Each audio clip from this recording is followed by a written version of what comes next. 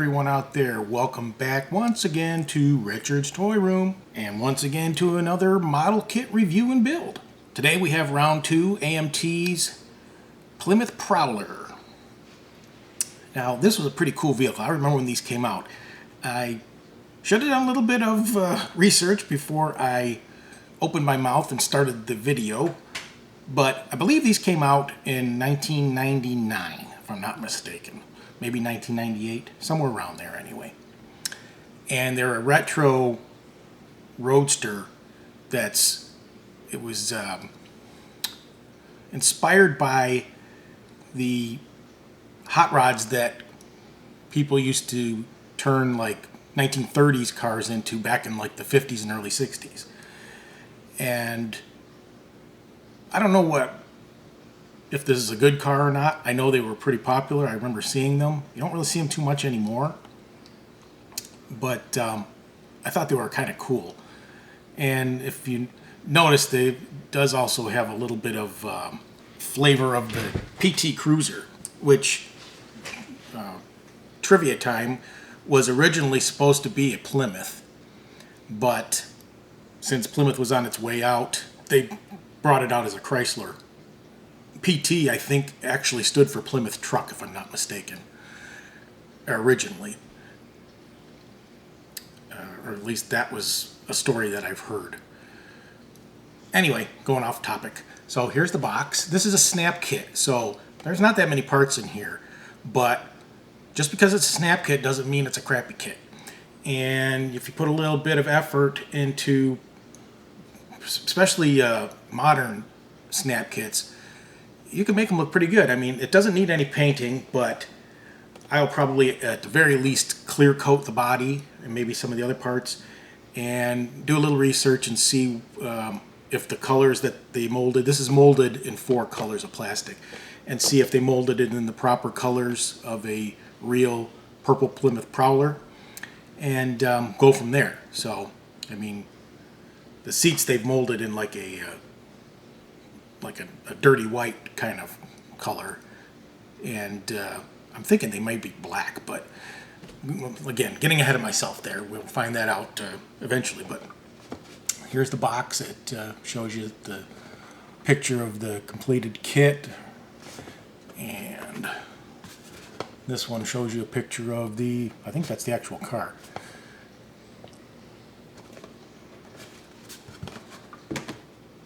So here's the instruction sheet. It's a pretty decent but very abbreviated instruction sheet.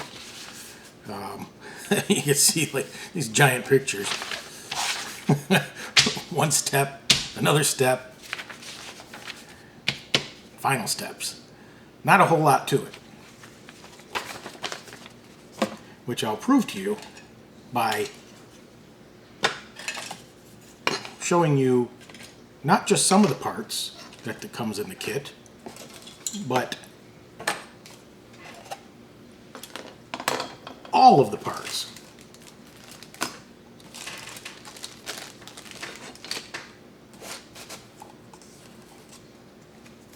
That's everything in the box. That's all you get. Here's the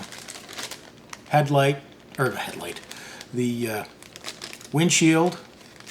And I think these are bumper guards or something, reflectors or something. Oh yeah, these are the turn signals and headlights. I'll leave those in the bag for now.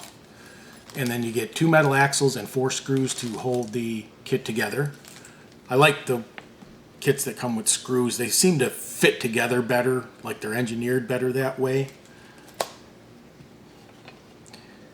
Here's your body, one piece here.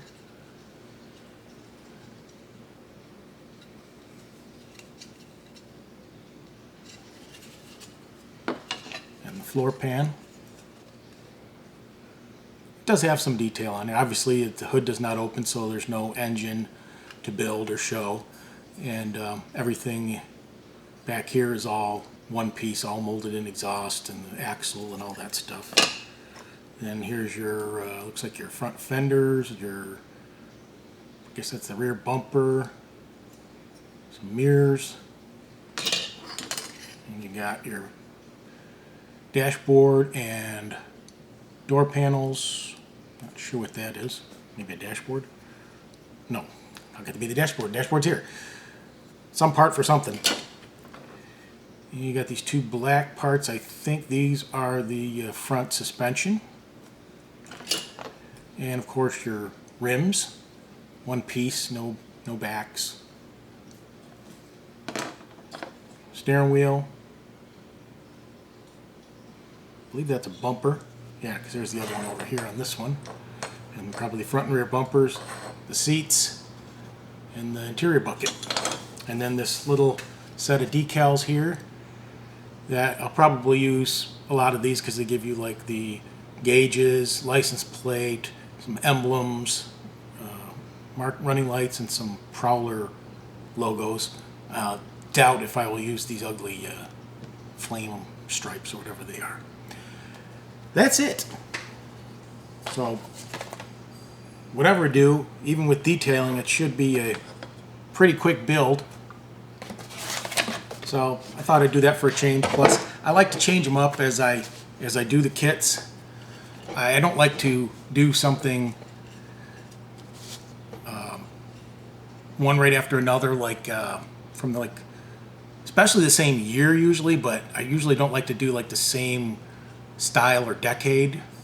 Like if I do like I did a 70s car, so then after that I did I think I did a 60s car, and then a 50s car, and then a 30s car, and then an 80s car. You know what I mean? I bounce around like that, so it doesn't feel like I'm working on the same kit, so to speak. Even though obviously it's not the same kit, but you know, it just kind of has that same feeling because they're from the same era. It keeps it a little bit more interesting. So anyway, this does have some, like, I don't know if you probably can't see it. Maybe you can. Like right here in the door, it's got like that mold kind of where like the plastic kind of flowed together. That once you paint it never shows, but since this is molded in color, and if I was to clear coat it, it probably will show. Kind of like right there. So I'm not sure. I may end up painting this anyway, because I do think I have some purple paint that is close to this. So I'll have to decide that when I get to that point. This is like a purple metal flake. Anyway, so that's where we are right now. I'll take a better look at everything else here and see what colors I have to choose from, and take it from there. Just realized I forgot to show you the tires. I had them off to the side. The tires are nice. They're Goodyear Eagles, unidirectional. You get small ones for the front and large ones for the rear. And while I realized that, I was looking up a little bit of the specs on the Prowler, and it was made from 1997 to 2002 actually. So there you go. I was close when I said 97 or 99 or 98. So they made it for those model years. And welcome back to the final on the Plymouth Prowler. Well, let's go over this one. Obviously, I didn't do a interim build update. There wasn't that much to the car that there was anything that was really necessary to do that for. So first thing is, you may have noticed that the color is a little different. I was going to, originally I thought maybe I could just, because it came molded in purple, I thought maybe I could just spray it with some clear. But I tried that on this piece in the back under the bumper, and it came out really bad. So luckily, you know, I just wanted a test piece. I didn't do it on the whole body. So what I ended up doing was sanding that down a little bit, because it came out crinkly, yucky. So then I decided I was gonna maybe spray it purple, but the only purple that I had was this like grape plum purple, which wouldn't have looked good on this. It was kind of like a, you know, a early 70s Dodge kind of purple, like plum purple, or what do they call that, plum crazy or something. Anyway, that wouldn't have looked good. But oddly enough, This Chrysler Cranberry Pearl that I used on the Thunderbird, it actually has a nice purple tone to it, especially I guess when done on this purple paint or purple plastic already. Maybe I don't know how much that had to do with anything, but it came out real nice. I like it. It's you'd almost think that was the color that they originally designed for it. So anyway, that's what I ended up doing. I did a lot of research on pictures of this car, trying to figure out exactly what like the interior and stuff was supposed to look like. And I was having a lot of problem and a lot of conflicting information out there about it. And I figured out eventually the reason for that was because this is based on the 1993 show car, the what do they call it? The concept car. And there are some differences between this and the actual production Prowlers. So that's why like the interior didn't look right in any of the pictures that I was looking at. I mean, it was similar, but it wasn't exactly the same. Like the steering wheel they give you in here, I couldn't find in any of the pictures. The door panels didn't look the same. You know, a lot of things like that. Some of the colors. So I kind of almost like went my own direction. I took some liberties with some of my choices in shades and colors and stuff and trim. And I mean, I think it looks pretty good, and it came out nice. And I did, again, same thing I did with the Thunderbird. I used the Pledge Floor Care Future as a final coat on it. And I don't know. You tell me. I think it looks pretty good. Now, as far as underneath, what I did under there was I just gave it kind of a mist coat, a little bit more than a mist coat of like aluminum silver paint, just to kind of give it a, because the underneaths are supposed to be silverish on these with a little bit of black. So I just kind of, you know, let the black show through, I guess is what I'm trying to say. I also did paint the rims with that same color paint. Instead of keeping them with plastic they were. I did the bumpers in a light gray, and I did the interior in a darker gray. And I used the decals, except for the ugly flame ones, most of the car. I took a little bit of liberties with some of the decals because I was, like, again, I had some problems with trying to figure out where some of these parts and decals and trims went. So on the back I put another one of those Plymouth emblems that's on the hood, which actually isn't even on the show car as far as I've been able to tell from some pictures I found later. And I used a little Prowler one next to the trunk there. And that's about it, I think. The only problem I had with the car entirely, and this is weird, it actually all went together really nice. The front, I'm not sure what you'd call them, with the all this suspension parts that's connected to the wheel spindle and brake rotor that you put the wheel on. I had a little trouble getting those in the holes, but they eventually went in fine. One was starting to kind of like bend on me, didn't want to go through the hole. But after I kind of gave it a little bit of trim, a little bit, and it popped right in. And then there was really no issues other than that.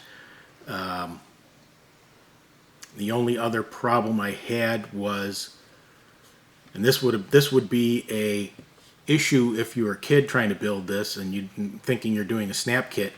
The steering wheel was not inject molded correctly, and it did not have the pin to hold it to the dashboard. So I had to glue the steering column and steering wheel to the dash. And that would be the only real problem that with the kit. Everything else went together, best of my remembrance, flawlessly. And obviously, once again, this is a snap kit, and I put a lot of extra detail into it, you know, with painting and touching up, like let's say the tail lights there, you know, I had to paint those in, and third brake light and things like that. You know, the little turn signal light next to the headlight there. I put a little amber paint on that and things like that, you know, just to make it look a little nicer, a little bit more detail into it than, you know, the normal snap kit. But I would recommend this kit. It was fun to build, and it was an easy build, and as you can see, if you put a little bit of effort into it, you can make it look just as good as a glue kit. So I'll give you a look into the interior. So here's a little peek-see at the details of the interior before I put it on the turntable there for you. You can kind of get a look in there.